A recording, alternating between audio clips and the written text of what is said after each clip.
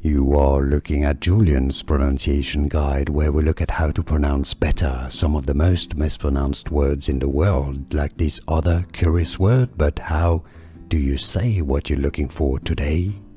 Let's learn once and for all how to pronounce this name and this word correctly if you want to learn more confusing Spanish names and words. Stay tuned. Maduro. Now, in English, in Spanish, it means ripe, as in fruit that is ripe.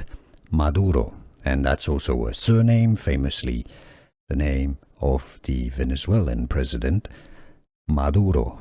Maduro. Now, in English, Maduro. Maduro. Here are more videos on how to pronounce more confusing words and names too many mispronounced. Like this video if you found it useful. I appreciate your support. I'll see you soon and thanks for watching.